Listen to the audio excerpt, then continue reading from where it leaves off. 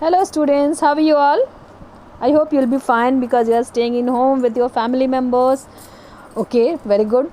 I am also fine and I hope you all will fine. So now we'll not waste the time and directly come to our topic. And your important chapter is chapter 4, chapter 5, chapter 6. So we'll start from chapter 4. Okay, चींटी ने पाठ पढ़ाया। गप्पू हाथी कैसे थे? गप्पू हाथी उत्पाती थे। वे जंगल में क्या करते थे? वे जंगल में मनमानी करते थे। वो कैसे राजा की तरह चलते थे? वो अभिमानी राजा की तरह चलते थे। जंगल के जानवर गप्पू हाथी से क्या थे? परेशान थे। फिर किसने सभा बुलाई? राजा शेर ने सभा बुलाई। या फिर राजा शेर ने क्या बुलाई? सभा बुलाई। हाथी को सबक किसने सिखाया? हाथी को सबक चींटी ने सिखाया। फिर किससे नहीं सही गई कटुवाणी? चींटी से नहीं सही गई कटुवाणी। चींटी अक्ल के क्या दौड़ा रही थी? घोड़े दौड़ा रही थी। चींटी बुद्धि के क्या चला रही थी? चाबुक चला रही थी। चींटी किसके घोड़े दौड़ा रही थी? अक्ल के। चींटी किसके चाबुक चला रही थी? बुद्धि के। चींटी ने सारी कथा किसे सुनाई? अपनी सेना को। जंगल में क्या बढ़ने लगी? चींटियाँ। चींटियाँ कहाँ बढ़ने लगी? जंगल में। अपनी सेना को चींटी ने क्या सुनाई? सारी कथा। किनके बल से कांप रही थी धरती भारी? चींटियों के बल से। चींटियों के किससे धरती कांप रही थी? बल से। चींटियों के बल से कौन कांप रहा था? धरती भारी। चींटियों ने किसे ललकारा? गप्पू को। गप्पू को किसने ललकारा? चींटियों ने। चींटियों ने हाथी को किस पे धिक्कारा? उसकी हरकत पे। चींटियों ने गप्पू की हरकत पर उसे क्या किया? धिक्कारा। चींटियों ने कौन सा मुंह दिखाने की बात की? काला मुंह। चींटी ने हाथी को क्या मारा? तमाचा। तमाचा कैसा था? करारा। चींटी ने गप्पू पर क्या बरसाई? लातें। गप्पू पर लातें किसने बरसाई? चींटियों ने। चींटियों ने किस पे लातें बरसाई? गप्पू पे। चींटियों ने गप्पू के कहाँ सेंध लगाई? सूंड में। चींटियों ने गप्पू के सूंड में क्या लगाई? सेंध लगाई। किसने गप्पू के सूंड में सेंध लगाई? चींटियों ने। चींटियों ने किसकी सूंड में सेंध लगाई? गप्पू के। क्या मारकर उसकी सूंड सजाई? डंक मारकर। डंक मारकर क्या सुझाई? सूंड सुझाई। डंक मारकर किसकी सूंड सुझाई? गप्पू की सूंड सुझाई। गप्पू दर्द से क्या चिल्लाता था? हाय दैया। गप्पू ने चींटी से बचाने के लिए किसको याद किया? मैया। चींटी ने गप्पू से क्या नहीं करने को कहा? उत्पात। वरना क्या लगाकर गिरा देगी चींटियाँ? अड़ंगी। चींटियों ने क्या लगाकर गिराने की बात की? अड़ंगी। गप्पू हाथी ने क्या पकड़कर माफ़ी मांगी? कान। गप्पू ने क्या नहीं दोहराने की बात की? गलती। और इस सबक को किसे सिखाने की बात की? अपने बच्चे को। इतने प्रश्न उठे एक चैप्टर से। दूसरा चैप्टर इम्पोर्टेंट आपका 5वां, बहादुर दोस्त। ठीक है, अब इसके प्रश्न। किसका छठा जन्मदिन था? दीपक का। दीपक का कौन सा जन्मदिन था? छठा। अम्मा उसके लिए क्या बना रही थी? हलवा पूरी। हलवा पूरी कौन बना रही थी? अम्मा। दीपक के पिताजी ने दीपक को क्या दिया? टोकरी। टोकरी में क्या था? पिल्ला। पिल्ला कौन से रंग का था? भूरा।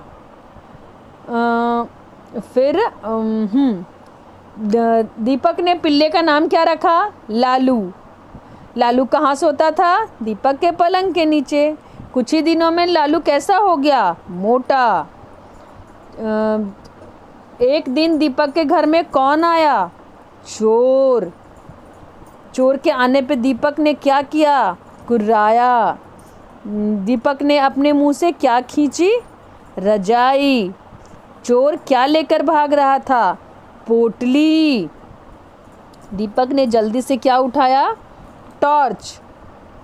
और दीपक क्या करता हुआ बाहर आया? दीपक चिल्लाता हुआ बाहर आया। चोर डर के मारे कहाँ चढ़ गया? चोर डर के मारे पेड़ पर चढ़ गया। फिर दीपक के कौन वहाँ आ पहुँचे? दीपक के अम्मा पिताजी वहाँ आ पहुँचे।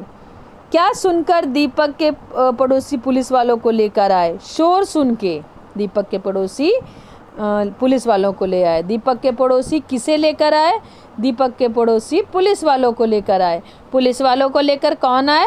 पुलिस वालों को लेकर दीपक के पड़ोसी लाए। पुलिस वाले ने चोर को क्या किया? पुलिस वाले ने चोर को पेड़ से नीचे उतरवाया। पुलिस वालों ने दीपक के पिताजी को क्या दिया? पुलिस वालों ने दीपक के पिताजी को पोटली दी। पुलिस वालों ने पोटली किसे दी? पुलिस वालों ने पोटली दीपक के पिताजी को दी। पुलिस वालों ने दीपक को क्या किया? पुलिस वालों ने दीपक की पीठ थपथपाई। दीपक की पीठ किसने थपथपाई? दीपक की पीठ पुलिस वालों ने थपथपाई। पुलिस वालों ने दीपक को क्या दिया? पुलिस वालों ने दीपक को शाबाशी दी। पुलिस वालों ने किसके कमाल करने की बात की? पुलिस वालों ने दीपक और उसके कुत्ते को कमाल करने की बात कही। दीपक और लालू और अच्छे क्या बन गए? दोस्त बन गए। ये हो गया चैप्टर 5 से संबंधित प्रश्न। और इसके शब्दार्थ भी याद करोगे, जैसे बहादुर वो गप्पू वाले में था ना कि उत्पाती, तो मैं पूछ सकती हूँ कि उत्पाती का शब्दार्थ क्या होगा? ऑप्शन होंगे। उत्पात का अर्थ क्या होगा? तो मान लो उसमें ऑप्शन दिया रहेगा शैतानी, अच्छाई, प्यार। तो हम शैतानी को क्लिक करेंगे। तो सारे शब्दार्थ जो भी पाठ में दिए गए हैं वो सारे शब्दार्थ भी आपको याद करने हैं, ठीक है।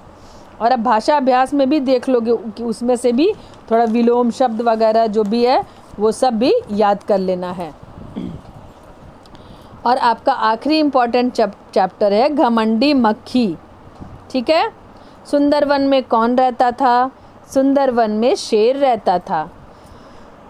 सुंदरवन कैसा था? सुंदरवन बहुत सुंदर था। सुंदरवन में चारों ओर क्या थे? सुंदरवन में चारों ओर हरे भरे पेड़ थे। शेर कहाँ सो रहा था? शेर पेड़ के नीचे सो रहा था। शेर की नींद किसके आने से खुल गई? शेर की नींद मक्खी के आने से खुल गई। मक्खी शेर को क्या कर रही थी? मक्खी शेर को परेशान कर रही थी। मक्खी शेर के आसपास क्या कर रही थी? मक्खी शेर के आसपास भिना रही थी। फिर है शेर ने मक्खी को क्या कहा? शेर ने मक्खी को जाने को कहा। मक्खी ने शेर को क्या कहा? मक्खी ने शेर को खेलने को कहा। वह कौन सा समय था? वह शेर के आराम करने का समय था। फिर शेर को मक्खी के नहीं जाने पे शेर को क्या हुआ? शेर को गुस्सा आया। और शेर की बात सुनकर मक्खी को क्या आया? मक्खी को भी गुस्सा आया। मक्खी ने क्या कहा? मक्खी ने कहा मैं नहीं जाऊंगी, क्या कर लोगे तुम? शेर ने क्या कहा?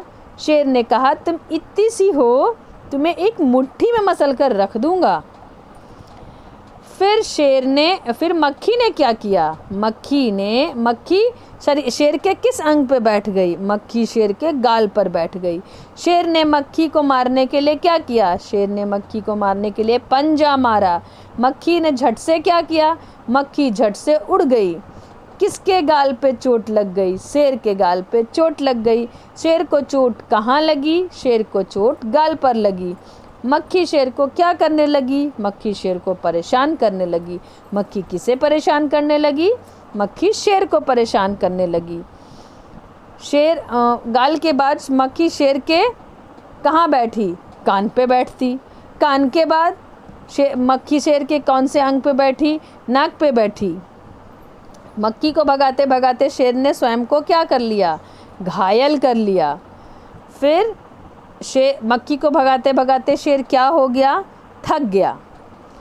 शेर को थका देखकर मक्खी में क्या आ गया? मक्खी में घमंड आ गया। शेर के बाद मक्खी किससे मिली? शेर के बाद मक्खी हाथी से मिली। मक्खी का जवाब सुनकर हाथी को क्या आया? मक्खी का जवाब सुनकर हाथी को हंसी आ गई। हाथी ने मक्खी को क्या किया? हाथी ने मक्खी को नमस्कार किया। मक्खी को नमस्कार करने के लिए हाथी ने क्या उठाया? हाथी ने सूंड उठाई। हाथी ने मक्खी को क्या कहा? हाथी ने मक्खी को सबसे ताकतवर कहा। हाथी के बाद मक्खी किससे मिली? हाथी के बाद मक्खी लोमड़ी से मिली। मक्खी की बात सुनकर लोमड़ी को क्या आया? मक्खी की बात सुनकर लोमड़ी को हंसी आ गई। मक्खी को सबक किसने सिखाया? मक्खी को सबक लोमड़ी ने सिखाया। लोमड़ी की बात सुनकर मक्खी को क्या आ गया? मक्खी क्या हो गई? लोमड़ी की बात सुनकर मक्खी आग बबूला हो गई। मक्खी ने लोमड़ी की बात सुनकर क्या किया? मक्खी ने लोमड़ी की बात सुनकर मकड़ी के जाले पे हमला कर दिया। मक्खी ने किसके जाले पे हमला कर दिया? मक्खी ने मकड़ी के जाले पर हमला कर दिया।